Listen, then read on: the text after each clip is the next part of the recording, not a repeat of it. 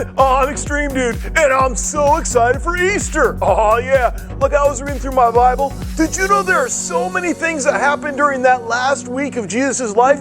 I'd never even heard of some of the stuff. So I was talking to Pastor Tony, and I'm like, dude, hey Pastor Tony, why don't we have like an extreme Easter adventure and check out some of the really cool stuff that happened during the last week of Christ's life, leading up to Easter. And he was like, sweet! So we decided we'd put this together and help you out. So Pastor Tony, what happened right away on this extreme Easter adventure? Can you help us out?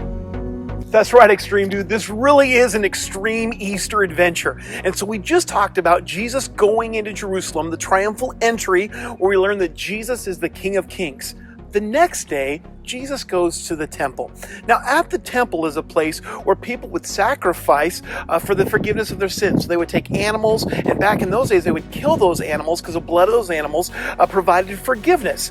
And inside the temple, if you didn't have animals, you could buy animals, and if you had money from other countries, you could exchange it. And sometimes what happened, in fact, this happened a lot, people were doing things to make money for themselves. In other words, people were robbing, stealing from each other to make money for people to get forgiven. That's not what God desires. God desires relationship. And so we're going to look in Mark chapter 11, verse 15. It says, on reaching Jerusalem, Jesus entered the temple courts and began driving out those who were buying and selling there. He overturned the tables of the money changers and the benches of those selling doves and would not allow anyone to carry merchandise through the temple courts.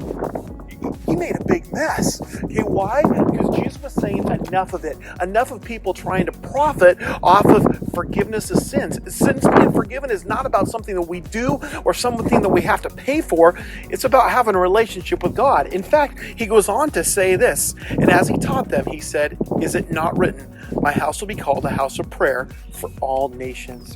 You see, God desires a relationship. And the first thing that Jesus did after being declared the King of Kings was he went and set up in the temple people to have a relationship. And he continued to pray for people, saw people get healed. He taught them, setting up what would happen later this week with his death and resurrection, where Jesus would be the sacrifice for us, where Jesus would allow for us to have a relationship with God. Because the most important thing today is that God desires relationship.